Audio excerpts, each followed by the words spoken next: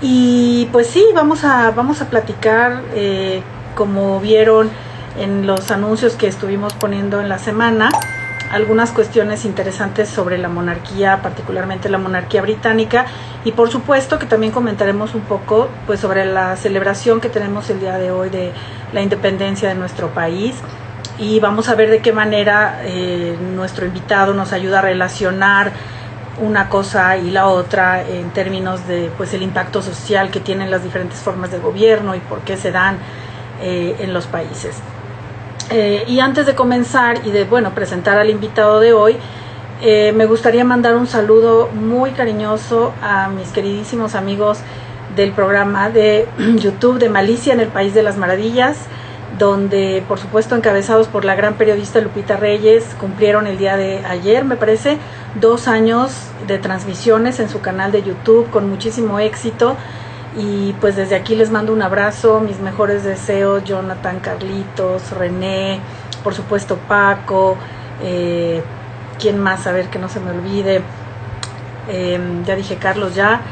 Bueno, todos los compañeros que se me van en este momento los nombres de todos, pero ellos saben, y Rafa Torres, en fin, todos los que están ahí, mis felicitaciones, que sean muchos años más y pues a seguir viéndolos porque son los mejores en todo lo que tiene que ver con espectáculos.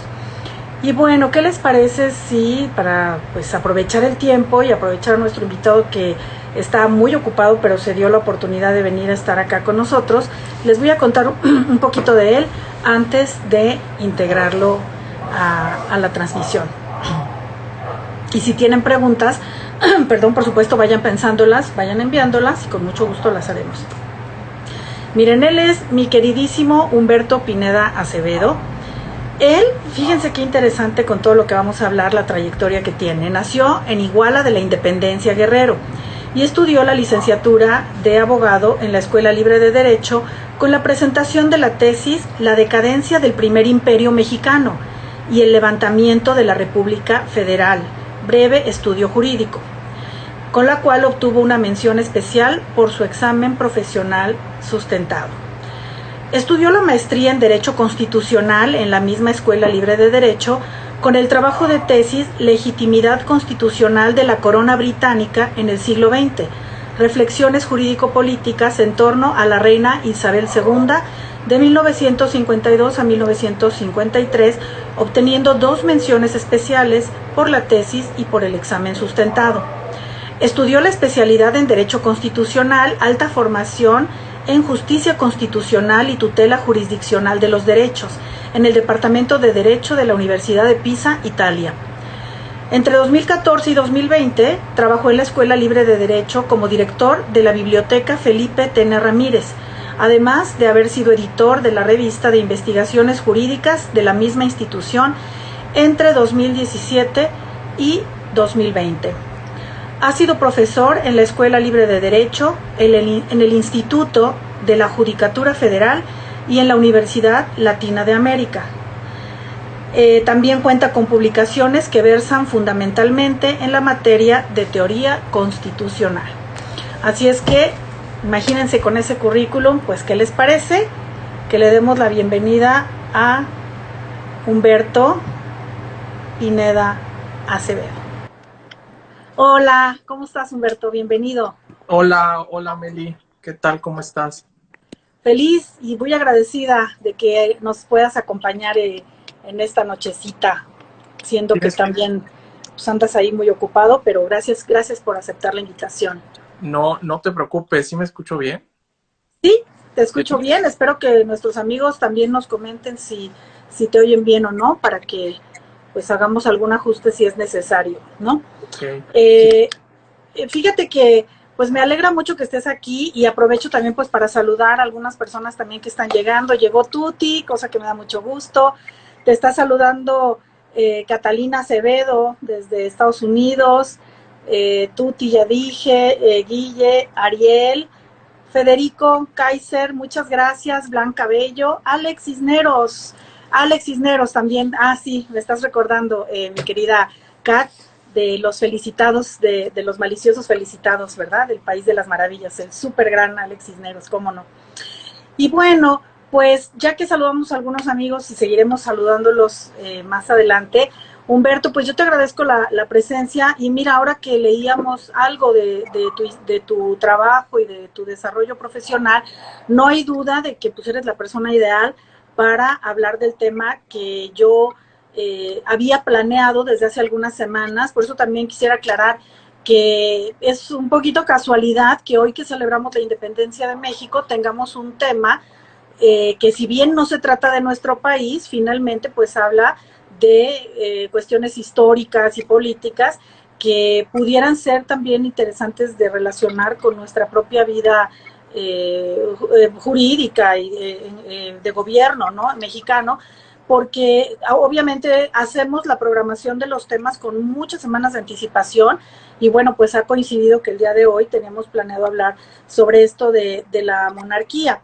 y la monarquía británica en concreto. Y la razón por la cual este tema apareció, digamos, dentro de los que quisimos trabajar en este espacio, pues es que hay un montón de cosas y de inquietudes, ¿no? Al respecto de si las monarquías todavía son vigentes o ya son obsoletas, si tienen una utilidad, una razón de ser o por qué están acá.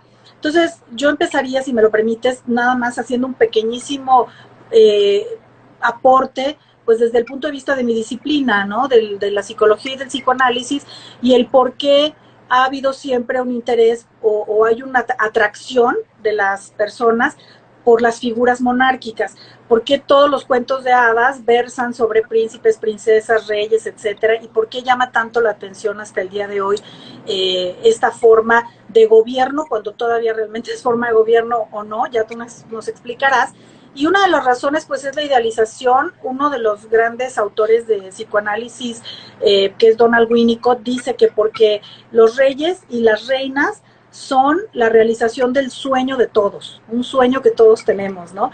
Pero también representan figuras paternas o maternas que revisten cualidades que el ser humano busca desde su infancia hasta el día que se muere, ¿no? Consciente o inconscientemente, que son figuras de protección, de sabiduría, de bondad, de cuidado, que en su tiempo, por ejemplo, de valentía, ¿no? Que uno ve en las películas o lee en las novelas épicas, pues el rey siempre al frente de sus fuerzas armadas, ¿no? Dirigiendo la batalla y no mirando solamente.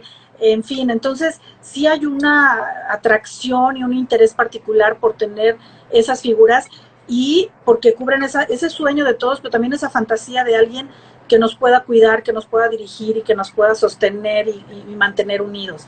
Entonces, a mí me gustaría que tú nos cuentes un poquito, en general, qué piensas tú de esta idea, ¿no?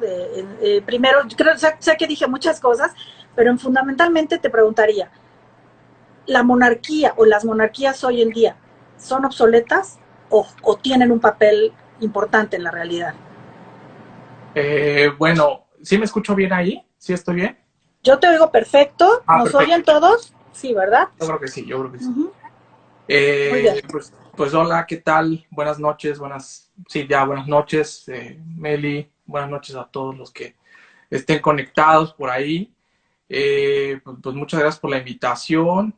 Sin duda es un tema pues muy apasionante desde cualquier arista, desde cualquier ángulo, desde el punto de vista social, psicológico, que ya tú mencionaste muy bien, cultural, político, jurídico. Es un tema controvertido, sin lugar a dudas, porque la pregunta que me haces es muy difícil de contestar, si tienen alguna utilidad hoy en día o no. ¿Por qué? Porque tendríamos que ver qué tipo de monarquía es, ¿no? Por ejemplo, me viene ahorita a la mente, ¿no? Si un tipo de monarquía absoluta, ¿no? En el mundo árabe, ¿no? Con Qatar, con todo esto, pues ahí tiene un cierto tipo de utilidad, ¿no? En ciertas cuestiones económicas, o las monarquías de la Europa continental, que ya pareciera que no tienen mayor relevancia, sino simplemente tienen un sustento constitucional histórico, ¿no? Por ejemplo, el caso español, que más que sean queridos por la ciudadanía en general, creo que ya más bien los aborrecen, en cierto sentido. Y en el caso que hoy nos atañe, que es el de la monarquía británica, que es una monarquía, pues sí, de hace pues ya muchísimos años, muchísimos siglos, y que ahí en cierto sentido sí juega todavía un rol importante, pero desde un punto de vista que ya tú habías mencionado anteriormente, desde un punto de vista simbólico, sobre todo eso, porque es una representación del Reino Unido hacia el mundo. Y cuando se habla de la familia real, de la Casa de Windsor, generalmente se dice como, o se señalan, los expertos lo señalan como la familia real del mundo, ¿no? O sea, es la familia real que todos queremos ver, que todos queremos estar ahí ante cualquier cosa. ¿Y por qué? Porque hay una persona muy importante en este momento, o todavía en estos instantes, que es la reina Isabel II, quien sin lugar a dudas ha jugado un papel fundamental, con ciertas, no sé, pero con ciertas dudas de muchos teóricos o de muchos analistas del tema, de que si ha sido una buena reina o si no ha sido tan buena, porque con su reinado el gran problema fue que se ha desintegrado el imperio, o esa visión nostálgica, imperialista del Reino Unido, pero que a la vez ha sabido mantener y ha sabido estabilizar el gobierno o las bases políticas del Reino Unido, porque hay algo muy importante, y creo que es con lo que podríamos terminar el día de hoy, más adelante obviamente, con que la reina o el rey en el turno que les toque, pues tiene una función importantísima desde el punto de vista social, que es aquella, sobre todo, que no hace nada, ¿no? Que se queda sin hacer algo. Y todos nos preguntamos y todos nos cuestionamos, pues, ¿qué es eso de que no hace nada, ¿no? No omite hacer acciones precisamente por esa función política, por esa función constitucional importantísima, ha sabido llevar a la Casa Real, ¿no? Pero bueno, eso yo lo contestaría ahora de momento. Puedo seguir explicando o quieres que platiquemos, no sé, porque yo tengo preparado algo, pero no sé cómo lo quieras tú. Quisiera, en este momento, quisiera hacer una pregunta muy directa, muy específica, para los que no sabemos de esto, ¿no? Porque, por ejemplo, tú estás hablando de este rol que la reina ha tenido, que puede ser criticado o no, desde el momento en que dices, ¿ha sido una buena reina o no ha sido una buena reina, según la opinión de muchos? Esto implica que tiene un desempeño, que hay algo ahí, que sí se hace, ¿no? Y que puede ser bueno o malo como reina. Entonces, ese algo que hace, por ejemplo, uno ve en las películas, uno se entera, pues que hay un parlamento, que hay un primer ministro, que el primer ministro va semanalmente a visitar a la reina y la tiene en gran respeto, en gran estima. Entonces, yo no sé si nos pudieras explicar así de manera muy breve cómo funciona hoy esta monarquía. O sea, ¿quién gobierna de verdad o cuáles son las atribuciones de la reina en la medida en que tú los puedas exponer de forma muy general? De manera muy breve sería muy difícil, Okay. Pero ¿cómo funciona el día de hoy? Yo creo que sí nos teníamos que remontar a por qué existe una monarquía, a por qué existe un parlamento y cómo el modelo político del Reino Unido, en este sentido el modelo Westminster, ha sido adoptado por los distintos gobiernos del mundo en el sentido de parlamentarismo, en el sentido de bicameralismo, que es decir, que tiene dos cámaras fundamentalmente, y cómo surgen esas cámaras, ¿no? Cuéntanos eso. Exactamente. Entonces, más o menos lo que quiero plantear o lo que quiero platicar, así a grandes rasgos, espero no ser muy extenso, si alguien se aburre o lo que sea, o están en los comentarios, me lo dicen, pero bueno. Lo que yo quería plantear, por supuesto que el día de hoy es nuestra independencia, y lo quería relacionar con el tema de la corona, porque hasta después me cayó el 20 y dije, no, pues es el 16, es nuestro día de la independencia, y vamos a hablar de la monarquía contra la que tanto luchamos los mexicanos en el siglo XIX y con la que tanto quisimos eliminar en dos momentos históricos muy importantes, y que sobre todo es nuestro ser esencial, el republicanismo, ¿no? Entonces, lo que yo quería mencionar a partir del día de hoy de la independencia mexicana, que nuestro siglo XIX, a partir, desde luego, desde las lecturas más esenciales de aquella época, como de Lucas Alamán, en el buen sentido, sobre todo apelando a que nuestro ser constitucional, como igual lo menciona Edmundo Gorman, en una lectura muy buena de la década de los 60 del siglo pasado, Nuestro ser constitucional o nuestro ser histórico siempre estuvo dividido, principalmente en el siglo XX, entre ser republicanos o ser monárquicos.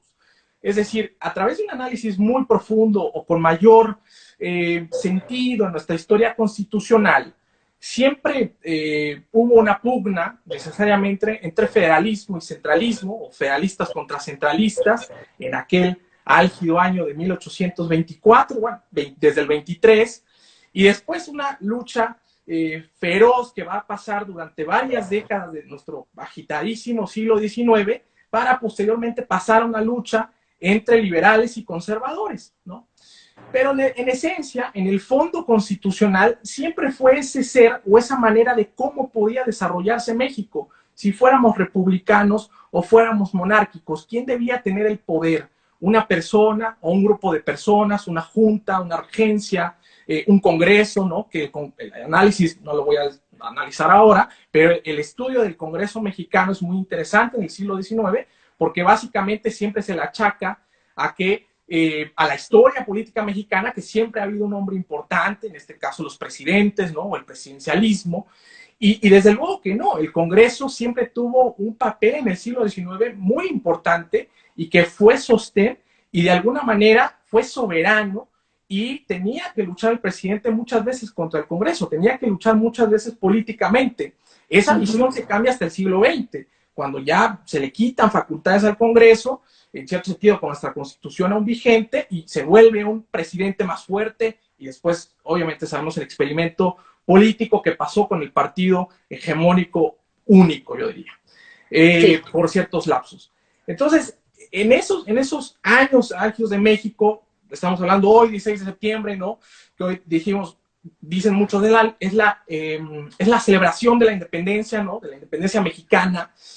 Pero bueno, es la celebración del inicio de la independencia mexicana. Sí, por supuesto que fue un proceso larguísimo de 10 años, fue una guerra civil cruenta, sangrienta, con muchas bajas, con mucho sentido de qué forma de gobierno implementar, y en esa dicotomía entre 1810 y 21 se va prácticamente primero empezando por supuesto con la lucha insurgente, yo lo resumiría en un bloque entre Hidalgo y Morelos, poner el republicanismo, que Hidalgo todavía la idea no es muy clara, ¿no? La idea entre la transición de Hidalgo a Morelos todavía en ese puente o en ese intermedio que es Ignacio López Rayón, y que él asume el movimiento una vez que Hidalgo es fusilado, todavía está la dicotomía de saber qué somos, todavía está el sentido de ser, pues podríamos ser una monarquía. Incluso López Rayón en sus elementos constitucionales maravillosos señaló y dijo, pues Fernando VII tendrá la soberanía, o sea, es decir, todavía se menciona la figura del rey.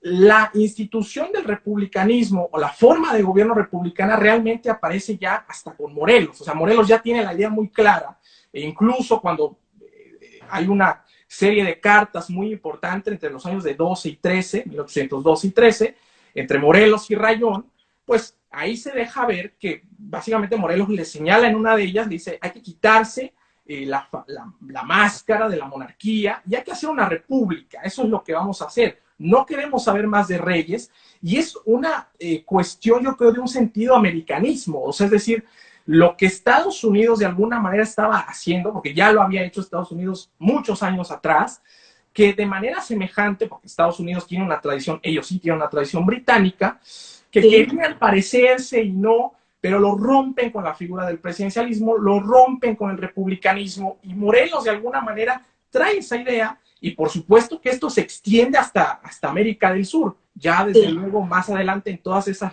luchas hispanoamericanas, sobre todo con Bolívar, con, no sé si decir con San Martín, yo creo que también San Martín, pero bueno.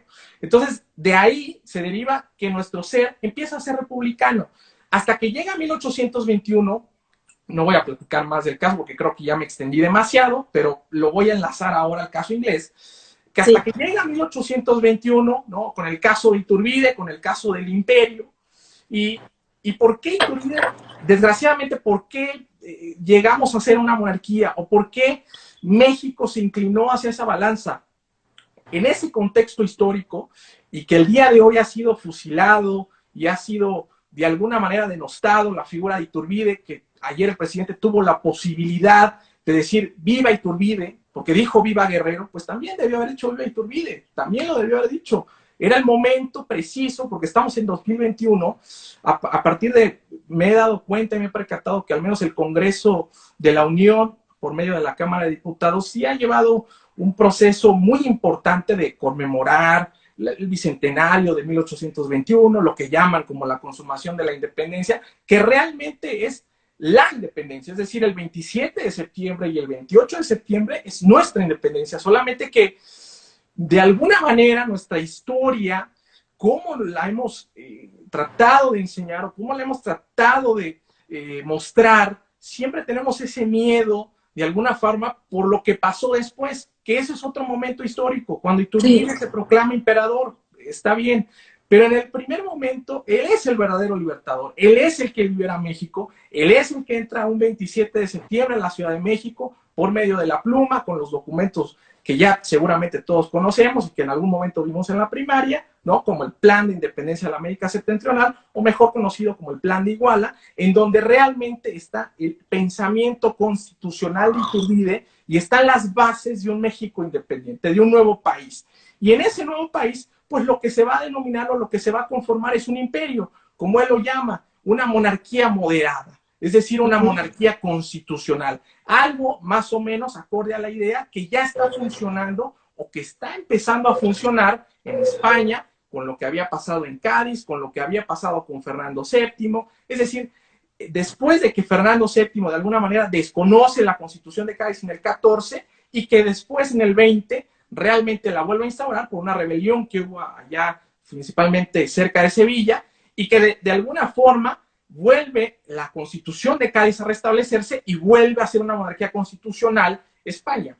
Entonces, ese modelo lo tiene claro Iturbide y hay algo más importante, tiene el modelo de la unión o el modelo de la igualdad, que ninguna constitución liberal, ni siquiera Cádiz, lo había mencionado, y sí lo mencionaba el Plan de Iguala, donde cualquiera que sea de su origen, denominación, americanos, africanos, europeos, etcétera, todos iban a estar unidos para hacer esa independencia y lo que se traducía en esa garantía de la igualdad, lo cual ni siquiera Cádiz lo había manifestado. Cádiz incluso menciona una prelación de derechos, una prelación de que cierta clase social solamente puede ser acreedora a la ciudadanía, etcétera, pero no todos podían ser ciudadanos. En el caso de Iturbide lo tiene clarísimo, porque tiene una influencia más o menos diferente.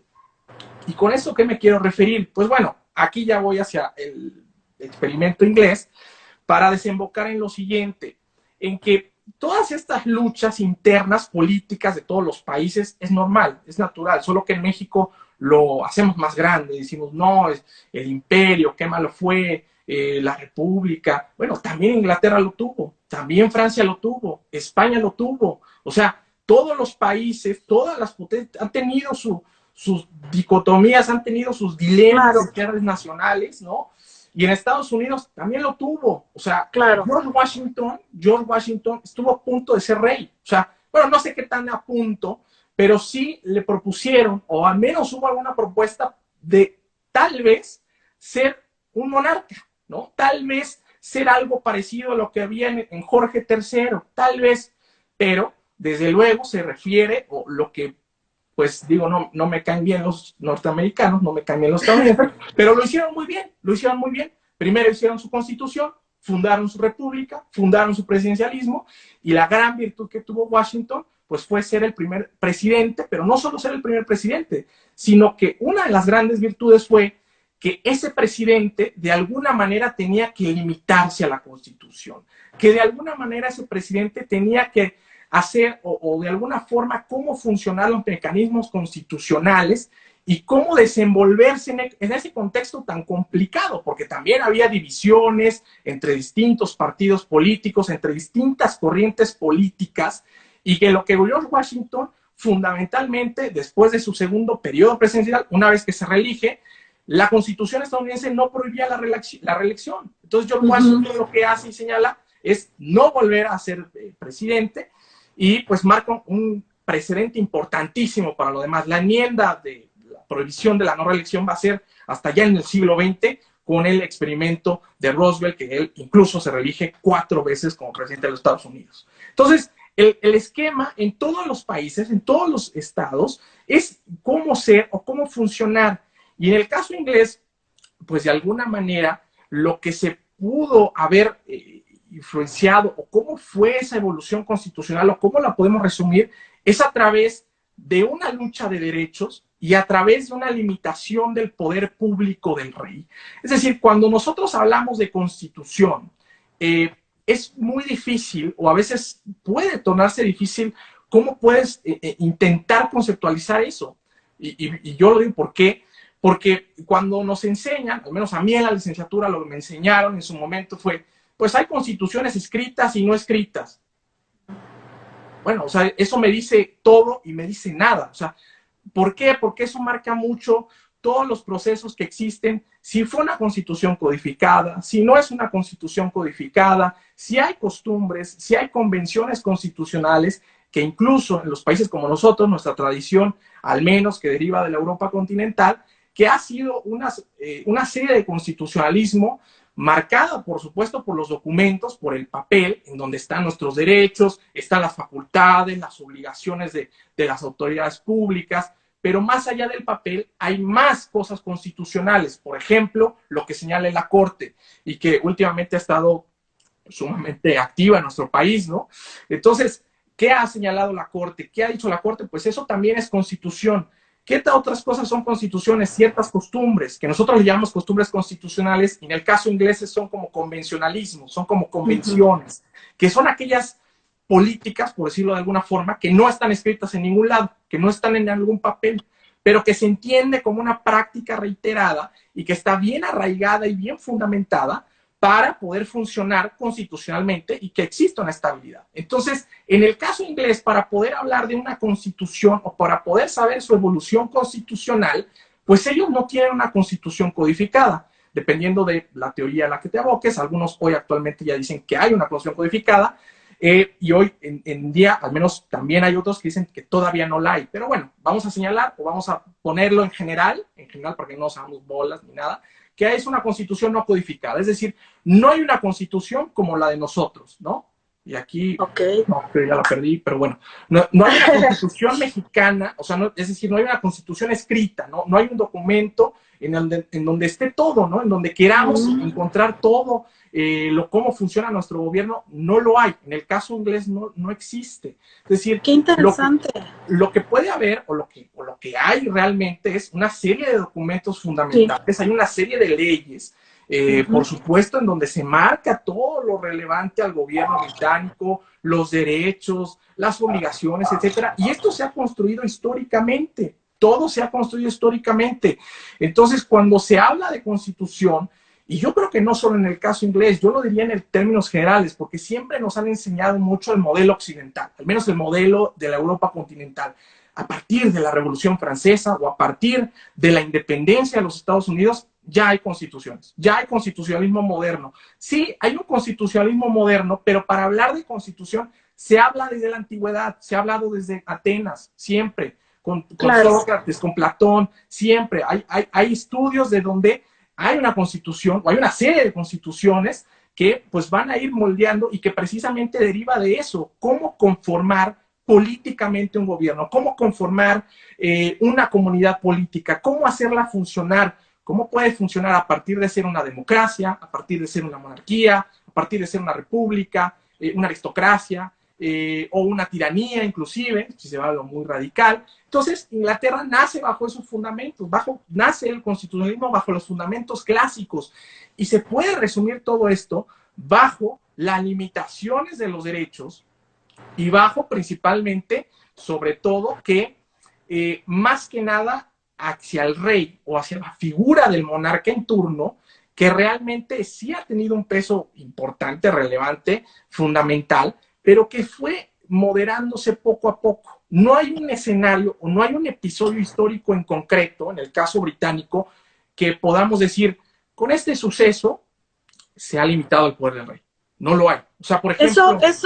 Perdón, eso me gusta muchísimo, te interrumpo un instante porque fíjate que te digo, yo procuro siempre encontrarle relación con los fenómenos del funcionamiento mental a toda obra, constructo, o desarrollo que exista fuera del ser humano, porque todo proviene de la mente, ¿no? Finalmente. Y en esto que estás hablando, estaba yo pensando muchas cosas, entre ellas, cuando tú nos hablas, por ejemplo, de Iturbide y de su verdadero papel, que muchos no conocemos en realidad dentro de nuestra historia, porque tenemos la costumbre o la enseñanza de que todo es bueno, bueno, malo, malo, ¿no? Que ese es un problema gravísimo para todo funcionamiento mental en general, al interior de nuestras propias familias y de nuestro propio ser. Uno trabaja con pacientes, por ejemplo, tratando durante años, a veces, Humberto, de ayudarles a tolerar esta cosa que se llama ambivalencia. Y por eso justamente el live de hoy se llama así, lo bueno y lo malo, porque en todas las cosas, conductas, circunstancias, etcétera, hay cosas buenas, hay cosas malas, o hay cosas con las que estamos de acuerdo y cosas en las que no, pero no hay nada ideal. Y ahorita que hablabas también de la limitación de los derechos, fíjate que eso me hizo pensar en la obra de Freud, interesantísima, de 1930, El malestar en la cultura, que también, tratando de ser lo más generalizado y lo más sencillo posible al hablar de esa obra, pues básicamente el planteamiento que muestra es que la cultura es esto que nos llena de limitaciones, de reglas, de rituales, prohibiciones, etcétera, pero para darle orden también a la vida, y que en algún momento es algo que se llega a sufrir, y por eso se llama así, ¿no? El trabajo, el malestar en la cultura, pues es un malestar, algo que te dice, no, esto no se puede atravesar, por aquí no, por aquí sí, el que manda es aquel, yo qué sé, ¿no? Tantas cosas que nos limitan y contra las cuales a veces nos rebelamos por naturaleza humana, pero entendiendo que al final uno se tiene que sujetar a algo para evitar el caos, ¿no? Y también me gusta mucho lo que nos cuentas de este desarrollo histórico del continente americano, y cómo sí, pues por imitación, por ejemplo, o por como modelo que se estaba viviendo en ese momento, pues acabamos siendo un continente de gobiernos republicanos y democráticos, etcétera, ¿no? No tanto porque somos mejores, peores, más inteligentes, son cosas que se llenan, que se componen de diferentes elementos. Quisiera aprovechar y saludar a Mariana, que te manda saludos. Raúl Muñoz dice: garantía de una buena cátedra del querido maestro Pineda, pero que no sea tan cátedra, porque nosotros no sabemos tanto, lo queremos así que le entendamos. Manuel Rubio, saludos a mi querido maestro. Saludos. Dave 143, y ahorita estaba viendo a alguien que te saluda desde Italia, me parece, abogado Brett. Cómo no, Dice cómo Humberto, no, te saludo desde Italia. Así es que, pues mira, te están viendo personas que te aprecian mucho, y también personas que son parte de esta comunidad de Doctora Mel Responde, y que les interesa aprender y saber cosas más allá de esto, por ejemplo, de estas leyendas o estas cosas como fantasiosas, ¿no? Que a veces se nos quedan mucho en la mente y no son tan así. Así es que, pues estamos encantados. Humberto, continúa entonces con lo que nos señalabas. Sí, pero lo que decías muy acertadamente, sin duda, de estas cuestiones tan radicales, ¿no? Que queremos enaltecer lo bueno y que a veces queremos enaltecer lo malo, ¿no?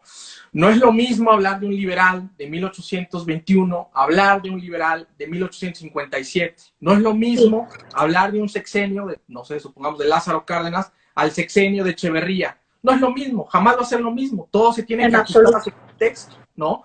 No vamos a hablar si es lo mismo Iturbide cuando fue emperador a Maximiliano cuando fue emperador. Entonces, como tú bien dices, todo tiene una ambivalencia, todo se tiene que estudiar en su contexto, y por supuesto que va a haber cosas buenas y malas, y eso es lo que se tiene que estudiar.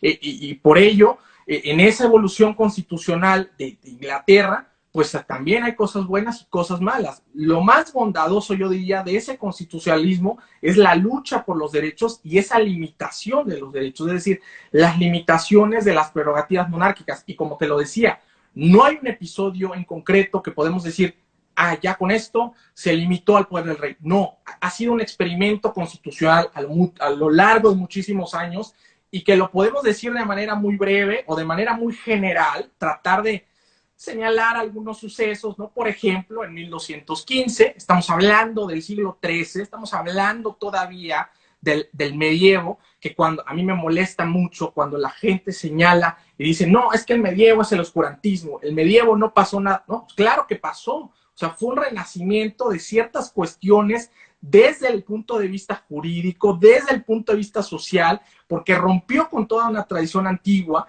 y también hubo cosas que florecieron y que ayudaron para sustentar lo que va a seguir, digámoslo así, al Renacimiento, ¿no?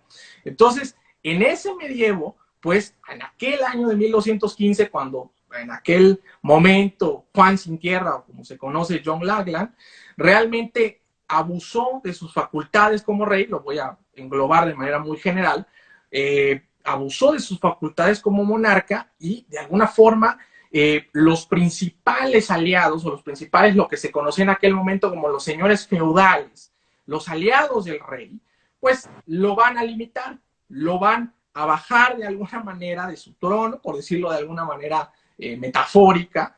¿Por qué? Porque estaba imponiendo ciertos impuestos, había perdido Normandía, que eso ya era un hecho histórico importantísimo y que era un territorio fundamental desde Leonor de Aquitania, y que de alguna manera esto rompe los paradigmas y que además al imponer cualquier tributo de manera arbitraria, pues esto no les va a parecer a los consejeros del rey, a lo que se le conoce como los magnates del reino, y lo que van a hacer es reunirse con el rey y firmar un tipo de documento constitucional, un tipo de regla importantísima que va a ser la Carta Magna, ¿no? Que en 2015 el Reino Unido celebró los 800 años de esa Carta Magna, desde 1215. ¿Por qué? Porque hubo un momento en la historia de Inglaterra, incluso en el siglo XIX o en el siglo XX, que todavía había interpretaciones bajo la Carta Magna que seguía vigente. Que esto es lo maravilloso del constitucionalismo inglés, que hay ciertos precedentes o hay ciertas leyes históricas que pueden sujetarse a cierta interpretación, a menos de que el Parlamento expresamente derogue o abrogue esa ley, ¿no? Entonces, la Carta Magna es un precedente importantísimo y es a partir de que también te preguntan, no es común que te señalen, ¿es una constitución o no es una constitución? Desde mi perspectiva, no es una constitución, sino simplemente es un documento o un tipo de acuerdo entre los feudales, entre los señores feudales y el monarca para sujetarse a ciertas condiciones. Y una de esas condiciones tan importantes va a ser que si no hay una reunión de estos magnates del reino junto con el rey, no se puede imponer tributos de manera arbitraria. Es decir, se necesita el consentimiento de estos consejeros, de los magnates del reino. Y esto va a marcar sobre todo para la evolución parlamentaria. Es decir, tampoco hay una fecha en la que podamos decir, en este año, en este momento, se abren las sesiones del Parlamento inglés. No la hay. O sea, tampoco la hay que digamos, hay una fecha, tampoco la hay. O sea, estos consejeros, estos magnates del reino van a derivar o van a devenir en Parlamento poco a poco. A partir de los próximos 100 años, por ahí con el reinado de Eduardo III, por ahí de 1340, 1344, realmente cuando se va a elegir a ciertas personas o ciertos personajes de los burgos, de los condados, de ciertos distritos del territorio inglés para conformar el parlamento. Y poco a poco ese parlamento se va a devenir en dos cámaras, que ya lo habíamos señalado hace algunos momentos, ¿no? Que va a ser la Cámara Alta y la Cámara Baja. Que la Cámara Alta va a ser la Cámara de los Lores, es decir, la Cámara donde están los más importantes señores feudales, incluido el clero, que eso es otra parte fundamental, y la Cámara Baja, que es la Cámara de los Comunes, y que, ojo, en ese momento, al menos en el siglo XIV, cuando se va a hacer este bicameralismo en Inglaterra, no se entiende que la Cámara de los Comunes, pues tal cual, no son unos comunes o son unos plebeyos, por decirlo de alguna forma, electos por su provincia, por su distrito, no, sino ciertamente son personas, también aristócratas, también de burguesas, por decirlo de alguna forma, aunque el término no sería el más adecuado, pero dejémoslo en aristócratas, en que ciertas personas que van a ser elegidas por sus propios distritos y que de alguna manera van a llegar a contrarrestar o a contrapesar la otra parte poderosa que es la Cámara de los Lores. Ese es el fundamento principal, ¿no? Cuando se habla, por ejemplo, en constitucionalismo de pesos y de contrapesos, primero se funda en el poder legislativo, propiamente en este modelo de Westminster. Por eso, la importancia de que existan dos cámaras en un parlamento, la importancia de que existan en un legislativo, porque se pesan, se contrapesan, se frenan, se aceleran una a la otra, son necesarias para la existencia. Entonces, de ahí podemos pasar hacia unos larguísimos años, la Guerra de las Rosas, después las guerras civiles que tuvo Inglaterra. Lo voy a tratar de resumir más porque veo que el tiempo se está pasando y agotando, pero lo que puedo señalar es que a partir de otros episodios, sobre todo la Guerra de las Rosas, que es otra guerra yo creo que de elementos existenciales, principalmente entre las casas de Lancaster y York, y que fundamentalmente años después va a recaer o va a, de alguna manera, a ser el fundamento principal para la dinastía de los Tudor, que con Enrique VII, fundamentalmente el padre de todos los que conocemos, Enrique VIII, yo creo que ese es un conocimiento muy popular, el padre de Enrique VIII, Enrique VII, es un arduo defensor del constitucionalismo inglés. Y esto es fundamental, es importantísimo porque va a marcar lo que va a ser el siglo XVI y parte importante del siglo XVII para su modelo revolucionario de constitución. ¿Por qué? Porque en el siglo XVI, cuando están los Tudor, digámoslo así, en el poder, de alguna forma lo que ellos tratan de hacer, y al menos lo que defendía Enrique VII, era el constitucionalismo absolutista, que muchos pueden decir que es un oxímoron, porque eso no es constitucionalismo, porque básicamente rebasa cualquier límite del poder, pero bueno, hay una teoría y una tesis que lo defiende, que es un constitucionalismo absolutista, el cual de alguna forma se entiende o se explica como que Enrique VII defendía ese absolutismo del rey. Es decir, desde 1066, cuando Guillermo el Conquistador unifica Inglaterra, de alguna manera unifica los distintos reinos que había, se entiende o se entendió en ese instante que el rey tenía un poder autónomo normativo, tenía un poder absoluto, podía disponer de la isla, por decirlo de alguna manera. Entonces, Enrique VII reinstaura esa teoría constitucional, obviamente no tan elaborada como yo estoy diciendo, pero en términos políticos lo hace y vuelve a retomar ese papel que el Parlamento había hecho durante larguísimos siglos, desde 1300, 1400, 1500, es decir, el Parlamento se iba consolidando, iba poco a poco funcionando, y el rey, Enrique VII, vuelve a quitarles ese poder. Enrique VIII, por supuesto, que lo reafirma, y Enrique VIII lo más importante que hace, más allá de todas estas cuestiones constitucionales, yo creo es la fundación del anglicanismo, que es uno de los elementos, que es con lo que vamos a llegar al final, yo creo, que es el elemento esencial por lo cual sigue sobreviviendo la monarquía. Es decir, la monarca hoy en turno, sí, tiene funciones políticas, tiene funciones constitucionales, sí las tiene, pero lo más importante, o el sostén, o por qué están ahí todavía, es eso, porque es jefa de una iglesia. Eso es lo más importante, es lo más relevante. O sea, no la puedes de alguna manera descartar en cierto sentido. Entonces Enrique VIII, sin saberlo, ¿no? Él, de manera pensando románticamente, diciendo, no, me quiero casar con Ana Bolena, ¿no? Y funda algo importantísimo y que lo va a dejar para la posteridad. Y yo creo que es lo más paradójico en la historia del constitucionalismo inglés, que un constitucionalismo absolutista realmente lo vuelve un constitucionalismo liberal al final del camino. Es algo extraordinario. Entonces, después de los Tudor llegan los Estuardo, que los Estuardo es otra dinastía absolutista, propiamente, fundamentalmente con Jacobo I, a principios del siglo XVII, que Jacobo I es uno de esos personajes que también, obviamente, fundamenta el constitucionalismo absolutista, pero además de eso, él cree todavía de alguna manera, las teorías del derecho divino de los reyes, ¿no? Es uno de los defensores, incluso tiene algunos libros escritos que hablan sobre el tema y señala este constitucionalismo, es decir, el rey está por encima de la ley, el rey está por encima de la constitución, el rey está por encima de cualquier persona. Entonces, tras estos sucesos, por supuesto que Inglaterra dinamita, es una cuestión muy rápida lo que va a pasar, porque de 1642 a 1649, ya con otro rey, con el hijo de Jacobo I, que propiamente es Carlos I, con él se va a detonar la guerra civil, y esa guerra civil lo que va a marcar es un fundamento importantísimo, porque de ahí, pues principalmente se mata al rey, lo cual en Francia va a suceder 100 años después, bueno, un poco más de 100 años, 130 o 140 años después. Es decir, en Inglaterra es la primera revolución moderna, es la primera revolución que realmente marca el constitucionalismo histórico del mundo occidental, y que al matar a ese rey, pues fundas una república, o al menos lo que quería en aquel momento el tan denotado Lord Protector Oliver Cromwell, quien realmente lo que quería era hacer una república, lo que en ese momento se le llamó como Commonwealth, ¿no?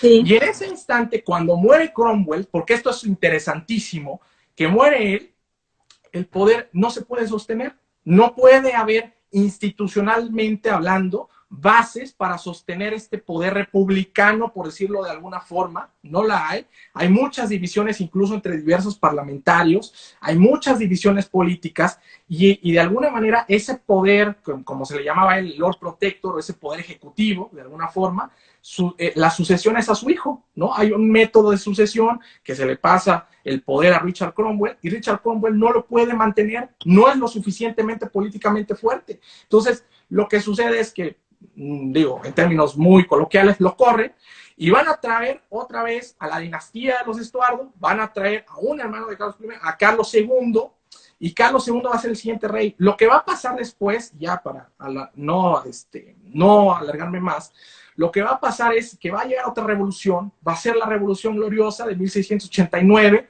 que ahí marca una ley importantísima, se derroca un rey, es decir, podríamos hablar en términos modernos como de un tipo de golpe de Estado, es decir, se quita Jacobo II, los parlamentarios lo logran, y Jacobo II se va huyendo a Francia, exiliado básicamente, y derivado de eso se manda a llamar a una hija de Jacobo II, en este caso a María II, junto con su esposo, el príncipe de Orange, Guillermo III, de los Países Bajos.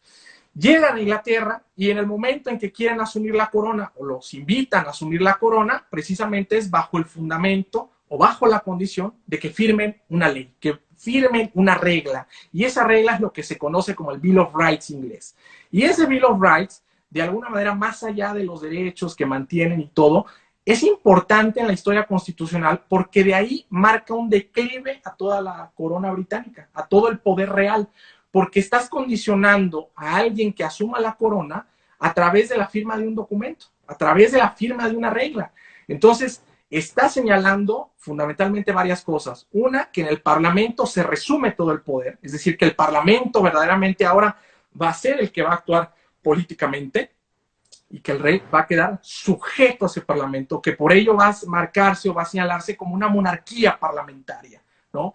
Y que a lo largo, después de los distintos siglos que van a seguir, a partir de 1707, cuando se firma el Acta de Unión, ¿no? Con esta fundación o con esta fusión que va a ser propiamente con la reina Ana, ¿no? La última de los Estuardo, que va a señalar y ser la reina de la Gran Bretaña. Después se pasa con los reinados de los Jorges, que es la dinastía de los Hanover, los Jorge I, Jorge II, Jorge III, Jorge IV y Guillermo IV. Y finalmente, pues ya con la reina Victoria, ¿no? Con los Coburgo, que pues básicamente es una derivación de los Hanover, es decir, es una derivación alemana. Sí, por favor, me ibas a decir algo. No, adelante, sigue. Y entonces, básicamente bajo esos reinados de distintos reyes, pues es algo que se resume tal vez a lo que algún momento un maestro mío me señaló de manera brillantemente, que me dijo, hubo más reinas buenas que reyes malos. O sea, es decir, hubo mejores reinas que reyes, ¿no? Y eso fue importantísimo. Es decir, por citar algunos ejemplos, la reina Isabel I, es decir, la primera reina formalmente en Inglaterra, la hija de Enrique VIII.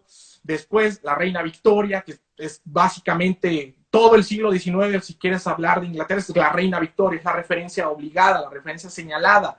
Entonces, el parlamentarismo adquiere tintos políticos muy importantes que sujetan al rey y que a partir de entonces, desde ese momento, desde 1689, en pocas ocasiones, por ejemplo, en 1707 todavía, cuando la reina se atreve a no firmar una ley del parlamento, es la última vez que un rey o una reina ha intentado no firmar una ley.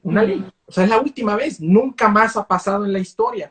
Pero hay una ley que te diga eso, es decir, hay una ley prohibitiva al rey o al monarca, no la hay, no la existe, porque se fue entendiendo bajo esa serie de pactos, bajo esa serie de tradiciones, de que el poder del monarca estaba disminuyendo. Y por supuesto que bajo ciertos supuestos que el parlamento se fue haciendo muy fuerte. Y sobre todo en el siglo XIX, con la reina Victoria ya en turno, y eso que hablar de la reina Victoria es hablar de un tipo todavía de autoritarismo, de un tipo de absolutismo, pero el Parlamento, bajo su mecanismo, bajo su lógica parlamentaria, bajo su lógica legislativa, emite reformas importantísimas, importantísimas, porque va a ampliar el electorado, va a ampliar o va a haber ciertas reformas electorales que van a configurar nuevos distritos, es decir, para que la ciudadanía vote o para que más ciudadanos voten. Y después esta función se va a consagrar hasta 1918, cuando formalmente se les reconoce a las mujeres el derecho a votar, se les reconoce finalmente eso. Entonces, con eso llegas a ampliar muchísimo el derecho al voto. Entonces, se va democratizando poco a poco el Parlamento, se va democratizando la monarquía. Y en el siglo XX, formalmente, ya con esa nostalgia todavía como imperio, ¿no? Es decir, todavía recordemos el caso de la India, todavía existen ciertas colonias o se ha vuelto fuerte Inglaterra, pues las circunstancias, fundamentalmente la Primera Guerra Mundial, la Segunda Guerra Mundial, va a ir disminuyendo esta manera de vida o esta manera política de ser, y es algo lógico, es algo que parece, por ejemplo, voy a citar un ejemplo muy, yo creo que muy casual, yo creo que todos lo han visto, de Downton Abbey.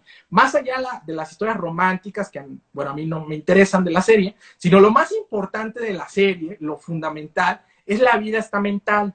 Esa vida estamental o esa típica manera de vivir a lo inglés, es decir, donde ciertos estamentos, es decir, donde hay ciertas tipo de clases sociales que se amparan y se protegen con el lord, o con el duque, o con el señor feudal, o con el aristócrata, porque ese es un tipo de justicia enfeudada.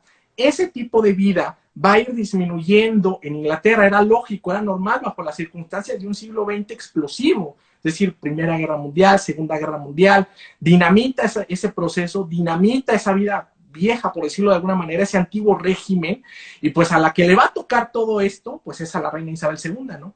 En donde, por supuesto, después de que su abuelo, el rey Jorge V, esto es muy importante, que ya le tocó la Primera Guerra Mundial, y él cambia formalmente el nombre o la denominación de la dinastía, porque recordemos que eran los Coburgo, y es un origen alemán. Sí. Es la Guerra Mundial, estamos luchando contra los alemanes, entonces vamos a cambiarle de denominación y lo cambian a Windsor, ¿no? Sí. De manera muy sabia y muy astuta. Muere Jorge V y al que le toca asumir el papel de la monarquía, pues es a su hijo mayor, ¿no? Que propiamente es a Eduardo VIII. Y que Eduardo VIII nunca se va a coronar formalmente, es decir, sí llega a ser rey, pero no hay una coronación solemne, porque solamente ni siquiera llega un año a ser rey, solamente duró 11 meses, 10 meses en el trono. ¿Por qué? Porque él tenía otras aspiraciones y él tenía otra manera de vivir, que era casarse con una norteamericana, además divorciada, es decir, una serie de factores que le impidieron ser rey, que él decidió escoger otra vida, y qué bueno que lo decidió, qué bueno. Porque si él se hubiera quedado como rey, y esto es un pecado hablar en la historia, yo creo que los hubiera, es un pecado, pero lo voy a hacer, es informal, obviamente, la conversación, que si hubiera sido rey, desgraciadamente, él, si él se hubiera quedado, hubiera permanecido en el trono, ya la monarquía no existiría en Inglaterra. Estoy casi seguro después que visitó Alemania, después que visitó al Tercer Reich, después con sus visitas a los nazis. Es decir, no quiero decir que era un nazi, pero estaba vinculado de algún modo. Simpatizaba, ¿no? Simpatizaba con ese régimen. Entonces, claro, yo no sé lo que hubiera pasado, no sé lo que hubiera sucedido. No sé si hubiera nacido un Churchill, no sé, bueno, ya había nacido, pero no sé si hubiera llegado un Churchill, no lo sé qué hubiera pasado. Afortunadamente abdica y llega su hermano, Jorge VI, ¿no? El rey tartamudo, ¿no? A que muchos se burlaban de él, pero fue un rey tan importante, obviamente sin decir nada de la figura de Churchill, que hoy no toca eso, pero decir que fue un rey tan importante, ¿por qué? Porque mantuvo la unión, mantuvo la esperanza, y ese no hacer nada, eso de no actuar, pues precisamente es lo que salva también gran parte de esta fuente de los honores o esta fuente venerable, lo que significa la monarquía, dicho en términos de algún constitucionalista muy famoso en su época, que fue Walter Bagehot, que es marcar esos tesoros del honor a partir de decir que tuvieron la posibilidad de huir a Canadá, tuvieron la posibilidad de irse. Una vez que explota la Segunda Guerra Mundial, tuvieron esa opción.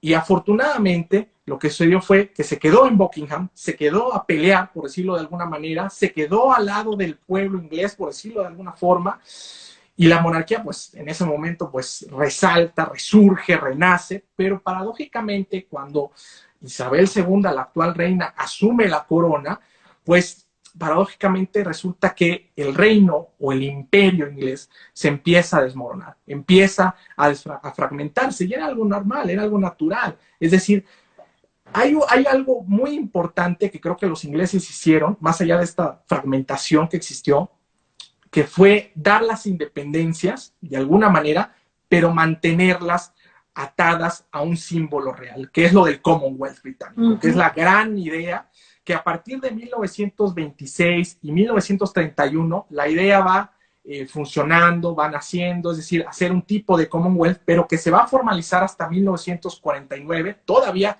con Jorge VI, con la Declaración de Londres, en donde se señala que a partir de una nación, perdón, a partir de una unión de una serie de naciones del mundo occidental sujetas al Reino Unido, van a estar precisamente enlazadas en un plano de igualdad, pero siempre y cuando reconozcan el símbolo o la figura de autoridad de la reina, ¿no? O bueno, en ese momento del rey Jorge VI, y después va a ser de la reina Isabel II.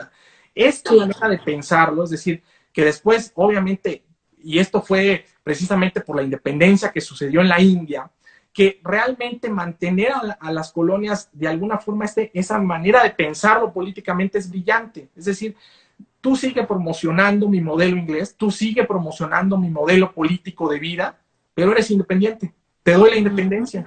O sea, vas a seguir en un régimen extraño que de alguna manera yo no sé cómo tratar de explicarlo aquí de manera muy breve, pero es lo que puedo decir en estos momentos, que es un tipo de asociación internacional importantísima y que de alguna forma sigue funcionando hasta el día de hoy, y creo que de manera muy emblemática la reina Isabel sigue tratando de democratizar o tratando de hacer esa apertura y flexibilizarlo en cierto sentido, ¿no? Y esto nos lleva, por supuesto, a las atribuciones, ¿no? ¿Qué puede hacer la reina? ¿Qué no puede hacer hoy en día? Como les dije, las atribuciones, pues en un primer momento eran muchísimas. Podía hacer leyes, el rey estaba encima de la ley, el rey podía convocar y disolver parlamentos cuando él quería, no había ninguna limitación, y todo esto con los años ha venido modificándose. A partir sobre todo de esta última década, que fue entre 2011 y 2013, que si bien es cierto, esas prerrogativas, por ejemplo, la de disolver el parlamento, si en el 2009 la reina Isabel II llegaba al parlamento y lo disolvía, es un ejemplo obviamente hipotético, lo podía hacer. No había ningún problema porque él tenía esa prerrogativa. O sea, no había una limitación expresa, pero a lo largo de todos los años se ha entendido políticamente de manera tácita por todos esta conformación de políticos parlamentarios que esa prerrogativa jamás la iba a usar el rey o la reina, porque era un suicidio político, básicamente. Claro. Entonces, esto realmente se va a prohibir o se va a reducir esa prerrogativa hasta 2011 con una ley del Parlamento muy importante que ya marca hasta ciertos años cuando hay elecciones, es decir, cada 5 años hay elecciones generalmente, y al quinto año se disuelve en automático y tiene que haber elecciones. Se puede disolver al Parlamento antes o de manera previa, es decir, que no llegue a los 5 años, sí se puede a través de una moción de censura, que algún parlamentario quiera bloquear a la mayoría, que es decir, que los que tienen el poder. Y esto me lleva finalmente ya, para no alargar más y que podamos conversar, sobre todo a la figura de los partidos políticos, ¿no? Cómo se ha dividido Inglaterra, cómo se ha dividido el Reino Unido a través de estas figuras, que básicamente el modelo ha sido bipartidista. Sí, hay más partidos políticos, menores, pero los hay. Pero fundamentalmente ha funcionado a través de los Whigs y de los Tories, lo que se conocían de manera muy antigua, ¿no? Los Whigs, que son los liberales, ¿no? Y los Tories, que son los conservadores, ¿no? O fueron los conservadores en su momento. Que todo partió, sobre todo, a partir de la religión, ¿no?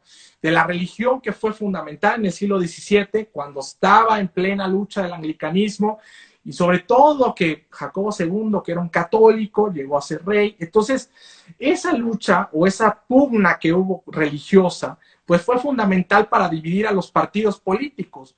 Los Whigs, que obviamente abocaban o de alguna forma querían no quiero decir una libertad religiosa, pero sí apelaban a que podía haber un poquito de mayor tolerancia En cambio, los Tories no. Los Tories eran anglicanos puramente y no querían que ningún católico o puritano, quien fuera, que se acercase al rey.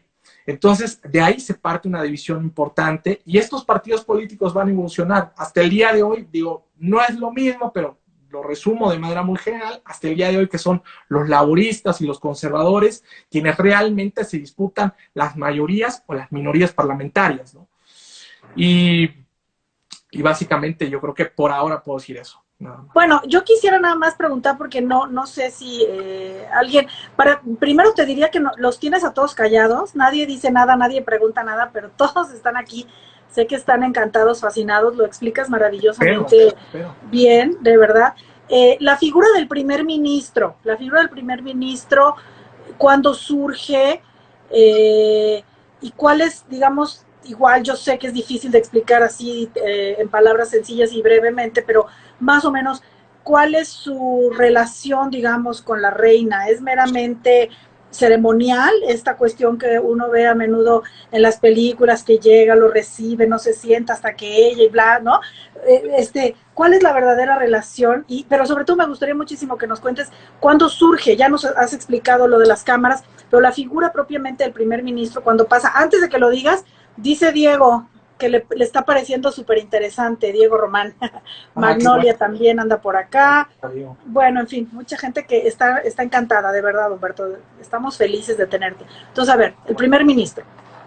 Sí, básicamente lo que yo te puedo decir del primer ministro, tampoco puedes decir que hay una fecha determinada. Van a decir que cómo canso y cómo señalo que no hay una fecha determinada en la no es como acá, no es como en México que decimos, no es como en México que decimos, ¿cuál fue el primer presidente de México? Guadalupe Victoria, ¿no? Claro, no sí, no se señala como cuándo nace el presidente, cuándo empieza, no. No hay fecha tal vez determinada, porque lo que antes que existía el primer ministro era una figura denominada como el canciller, ¿no?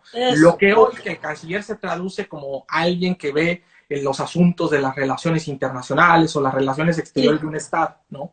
Entonces era lo que era un canciller y que básicamente era una figura que pongámoslo así de manera nostálgica o de manera romántica, si queremos verlo así, como la conciencia del rey, que era básicamente un tipo de consejero y que le podía señalar al rey en aquello que él podría ver que tal vez se podía equivocar el rey. Recordemos que el rey nunca se equivoca, el monarca nunca se equivoca, y más en la época absolutista de los Tudor.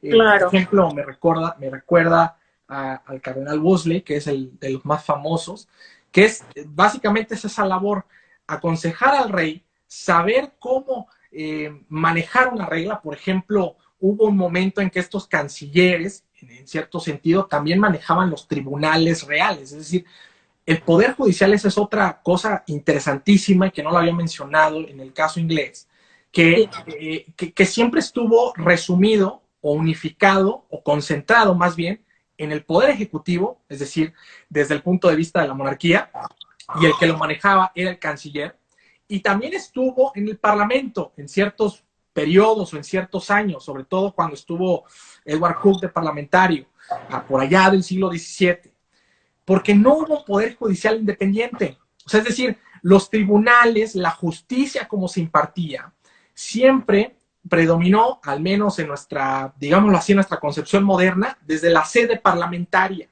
¿no? No hubo, como nosotros ya modernamente conocemos, el Tribunal Constitucional de manera autónoma nace, no. Esto fue una configuración paulatina, hasta apenas en 2005, si no mal recuerdo, hasta en 2005, cuando hay una reforma importante en el Reino Unido, se configura un poder judicial, se configura un tribunal constitucional, se le quitan ciertas facultades que tenían los lores y se funda una judicatura autónoma. Entonces, estamos hablando de concentraciones de poder. Entonces, por ejemplo, este canciller, ¿no?, que manejaba los tribunales, pues había unos tribunales, en cierto sentido, que de manera muy antiquísima se denominaban como los tribunales de common law, ¿no? Y esos tribunales de common law, de alguna forma, van a luchar contra los tribunales del rey, contra los tribunales del monarca, que van a ser a cargo del canciller, que es los tribunales de la equity. Y que esa equity y digámoslo así, un equity contra un common law, era de alguna manera la batalla legislativa y la batalla política entre la figura del monarca y el parlamento propiamente.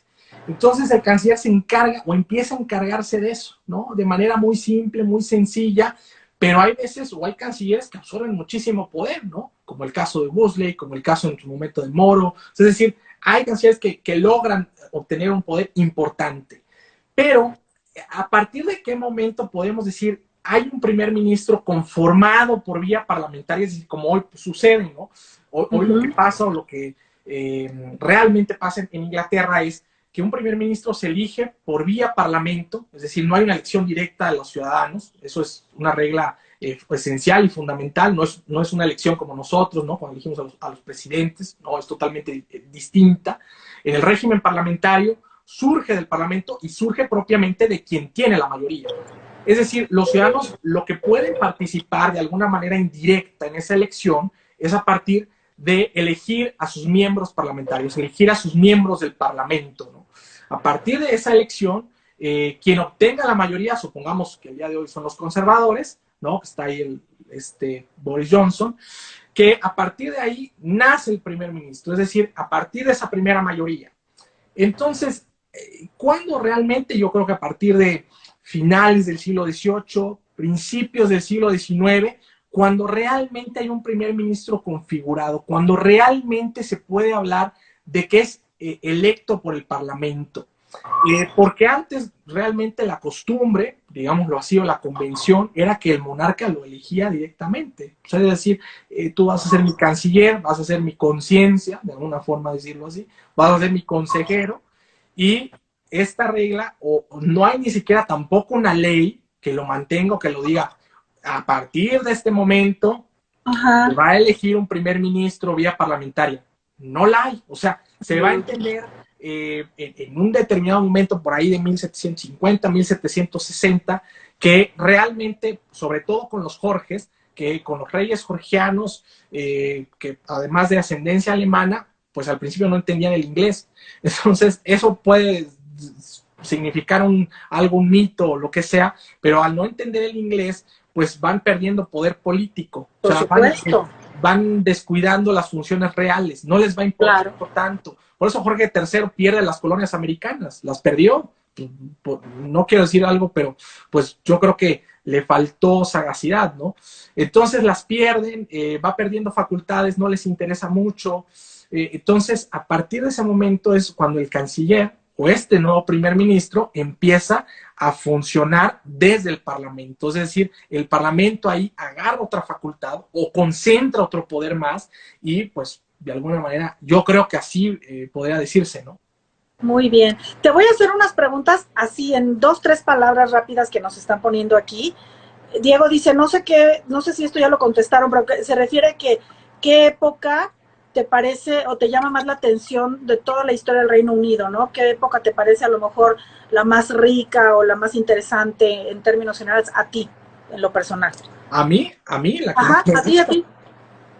Pues qué difícil, porque hay muchísimas épocas, pero yo creo que me quedo con el siglo XVII. Sí, me quedo con el siglo XVII porque yo insisto, es la primera revolución moderna y por lo menos a mí en la licenciatura no tuve una clase en la que mencionaran esta riquísima manera de decir, esta es la primera revolución moderna. O sea, es decir, no fue la revolución de los Estados Unidos, no fue la revolución francesa, fue la revolución inglesa. Es decir, a partir de sus guerras civiles y después con la revolución gloriosa, o la rebelión gloriosa, a partir de esos instantes realmente se funda un constitucionalismo moderno. Eso no me lo dijeron y yo creo que con esa me quedo porque ellos avanzan 150 años antes, ¿no? O sea, es decir, 150 años es un siglo y medio. O sea, es tremendo.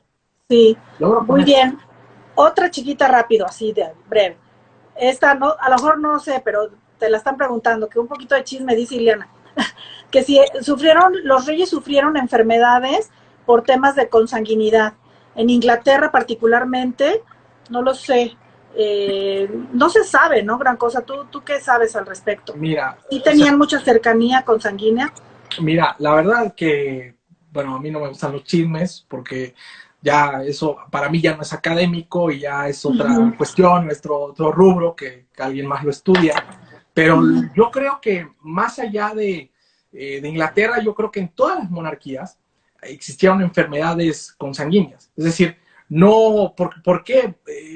No, digo, ahora sí que el público que es moderno y que les gusta mucho Juego de Tronos y todas estas cosas, pues es lo del Juego de Tronos, ¿no? Es esta casa cuando, no recuerdo el nombre de la casa, pero de la casa real, que se mezclan entre hermanos, ¿no? Y que se mezclan entre las mismas familias. Pues es eso era la monarquía. Precisamente a partir, por ejemplo, en el caso inglés con Guillermo el Conquistador, y que de ahí deriva toda su descendencia, pues se casaban entre ellos. O sea, porque precisamente la idea de la sangre real o la idea de la aristocracia es precisamente que tienen la misma sangre, que deben de tener la misma legitimidad, por decirlo de alguna forma familiar, divina, porque recordemos que el rey o la reina, perdón, deviene de la divinidad, deviene del plano espiritual y todas estas cosas, pues todos eran contra, perdón por decirlo así, ¿no? Pero todos eran contra todos, ¿no?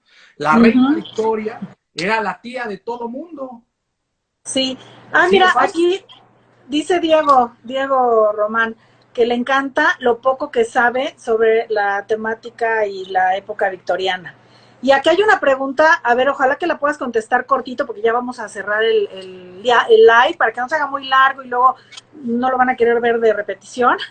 Te dice Manuel Rubio, querido maestro, ¿realmente considera que la Carta Magna es uno de los primeros atisbos del constitucionalismo o podría entenderse más como un pacto entre privados para determinar ciertos derechos, es decir, más como un contrato? Sí, pues ahí Manuel Rubio, tengo que hacer esta mención, qué bueno que se conecta, ha sido mi mejor alumno, esto debo de decirlo, entonces él conoce perfectamente el tema y seguramente lo conoce más que yo y lo domina mucho mejor, pero me hace una pregunta muy compleja, porque ya lo había dicho anteriormente, para mí no es una constitución, porque cuando nosotros decimos constitución moderna nos referimos, supongamos, a la Constitución Mexicana de 17, a la Constitución francesa, a la Constitución española del siglo pasado, a un documento normativo, ¿no? Tal cual, un documento con reglas, etcétera. Entonces, para mí no es constitución, parto de esa idea. Pero yo no señalaría tampoco sobre la segunda acepción que dice Manuel, que es un pacto privado, de manera de contrato, porque por la sencilla razón de que en un modelo feudal o en un modelo feudalista, el derecho no puedes simplificarlo entre derecho público y privado. Es decir, en el medievo todavía no hay una acepción, por ejemplo, en términos jurídicos lo puedo decir de manera muy general, por ejemplo, el derecho civil, el derecho mercantil, hoy en día se señala como un derecho privado, ¿no? En cambio, el derecho constitucional, el derecho administrativo, el derecho penal es parte del derecho público, ¿no? Y señalarlo como un contrato, puedes caer en el riesgo o en el grave peligro de señalar que es parte de un derecho civil, por decirlo de alguna manera, un derecho privado, lo cual yo creo que en ese contexto, estamos hablando de 1215, señalarlo como un pacto privado, para mí corre ese peligro de descontextualizarlo, ¿no? Porque no hay una distinción todavía clara entre lo que es derecho público y derecho privado.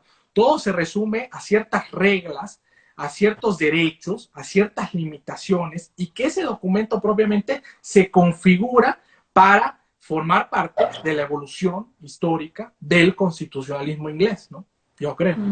Creo que es... Muy bien. Y, por ejemplo, bueno, hay tantas cosas que se nos van a quedar que indudablemente, como pidió por acá Magnolia, vamos a tener que hacer una segunda visita tuya por acá, porque se quedan muchas dudas, muchas cosas que quisiéramos platicar. Por ejemplo, yo no sé si se pueda así nada más en términos rápidos de sí o no. ¿Qué opinas? Y esto no es chisme, aunque porque tú vas a decir, ay, el chisme no, es los eventos de nuestro tiempo que son la historia que nos toca vivir, ¿no? Y que va a ser, así como en su momento fue el gran escándalo, pues esta renuncia, ¿no? Del rey, es Jorge, ¿no? Que, sí, ¿no? Que renunció al trono y por lo cual se... Eduardo VIII. Eduardo, y que quedó su hermano, entonces, Jorge. Entonces, eso en su momento debe haber sido pues también el escándalo, el chisme, pero bueno, ahora es parte de la historia.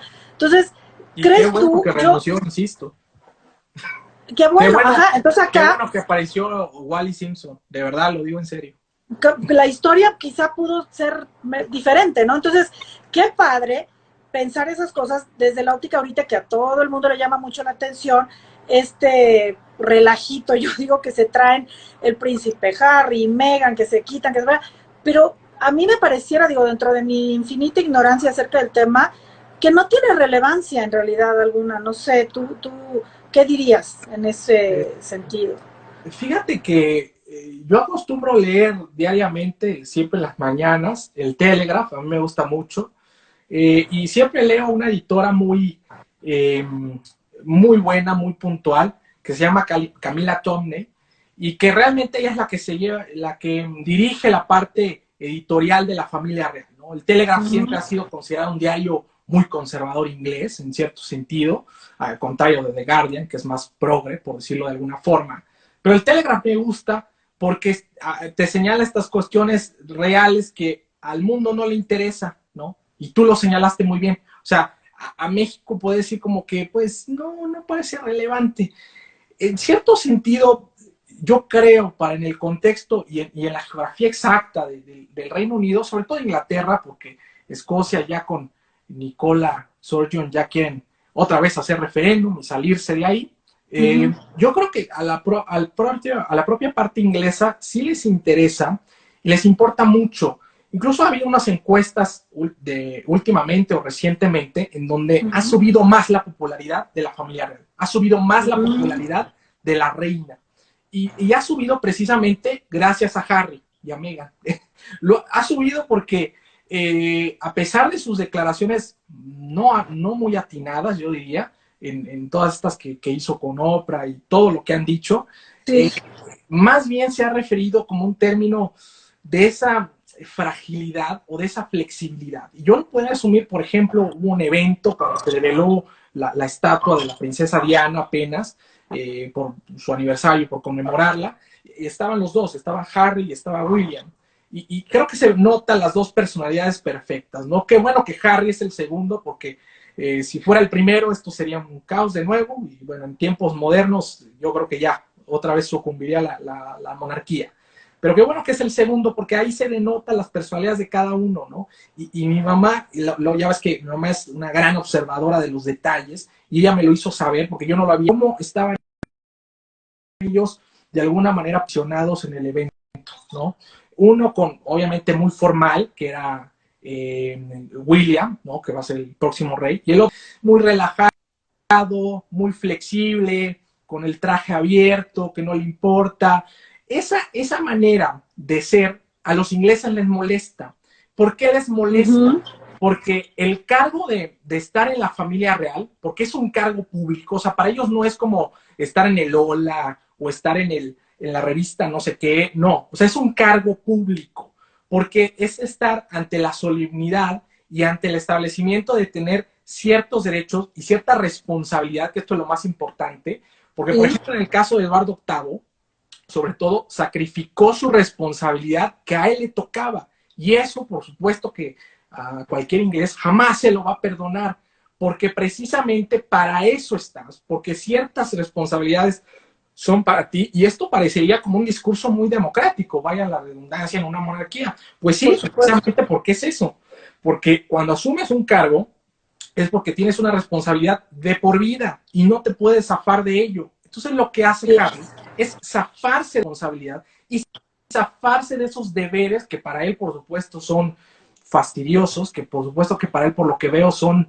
que no le importan, pero que al pueblo sí le importan, que a la sociedad sí le interesan.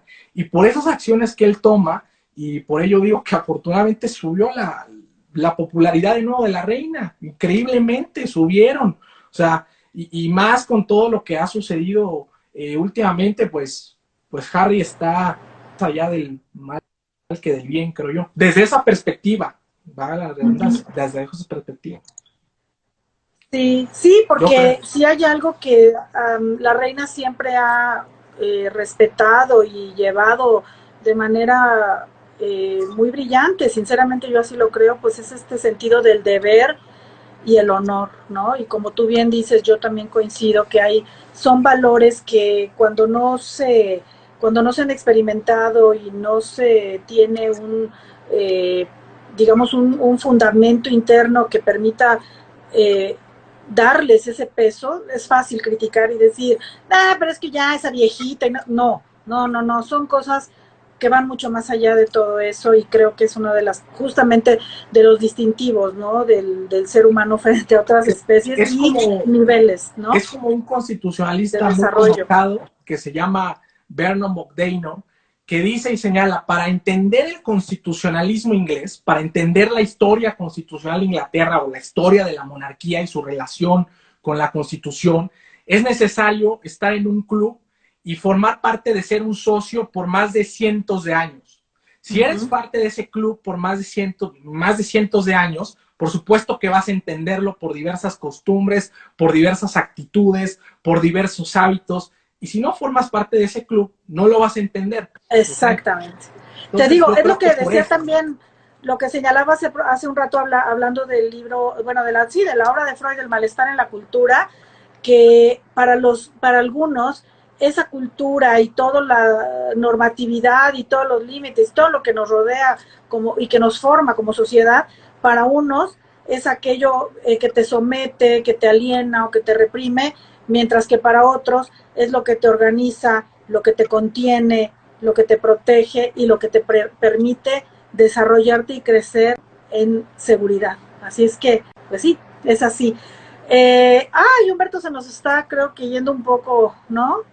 Ya volviste, porque falló tantito la transmisión, pero te digo, no, pues definitivamente díganos, pero creo que sí vamos a tener que invitarte una vez más, ojalá que el tiempo te lo permita, porque de verdad, para mí, y estoy segura que para todos los que han estado aquí y no se han movido, ha sido un gozo tenerte acá, de verdad, Humberto, eres un gran maestro, nos has ilustrado de manera brillante, ha sido un gozo tenerte aquí, un honor verdaderamente.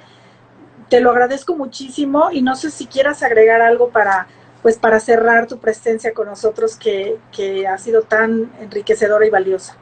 No, pues nada, es solamente pues agradecerte la invitación.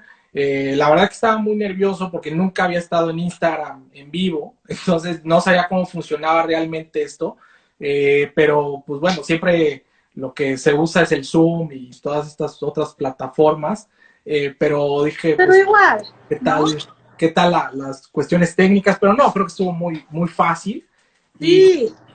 y bastante bien, ¿no? Entonces, al contrario, te agradezco mucho y pues qué bueno que tengas este espacio para, pues, sobre todo para la pluralidad y para todos estos pensamientos tan diversos que nos surgen hoy en día, ¿no? Sí, es lo que pretendo y por eso, como ya lo he platicado en varias ocasiones, decidí abrir este espacio para difundir. Me gusta difundir conocimiento, difundir en la medida de lo posible cultura, ciencia y todo lo que pueda ser de utilidad para quienes tengan muchas ganas de aprender y de pensar. Y siempre he procurado hasta hoy, he tenido la enorme fortuna de tener gente brillante como tú, que además, pues, ¿qué puedo hacer? Son mis amigos, también son amigos de años y no es, invita a sus amigos porque son sus amigos, no, invito a mis amigos porque son inteligentes, porque son preparados, porque son brillantes y porque tienen mucho que decir y que aportar, y tú siendo un muchacho tan joven y sin embargo, mira, nada más, qué nivel ya no tan joven, pero gracias. Cómo no, claro que sí. Humberto, un placer, de verdad, gracias de nuevo. Gracias a todos por estar con nosotros. Recuerden, por favor, pues también compartir, difundir, darme pues like y todo lo que puedan para que más personas disfruten de esto. Y tú, Humberto, pues no sé si quieres compartirnos tus redes, tu canal de YouTube, sí, que es maravilloso, pues, precioso, me encanta. Qué bueno que por ahí sigues. La verdad es que no he sido tan frecuente porque realmente por varias razones. Una, no vivo de eso, la verdad, es decir, es solamente un hobby mío, es un placer que me gusta a veces recomendar una película, una serie, un libro, que estoy ahí en YouTube, me encuentran como así, normal, tal cual mi nombre, estoy como Humberto Pineda Acevedo, ahí van a encontrar mi canal. Trato regularmente cada 3 semanas, más o menos cada viernes, de subir una cápsula no muy larga, ¿no? De 5 o 7 minutos en la que recomiendo algo, lo que les puede gustar, bueno, al menos a mí lo que me gusta y realmente lo que quiero que pues me gustaría compartirlo con alguien, ¿no? O sea, y además me sirve también como práctica en cierto sentido. Y pues bueno, ahí estoy en YouTube, en Instagram, pues aquí está debo de aparecer ahí, ¿no? En los recuadros o en algo. Y Sí. en Twitter estoy casi igual, estoy como Acevedo-Humbert.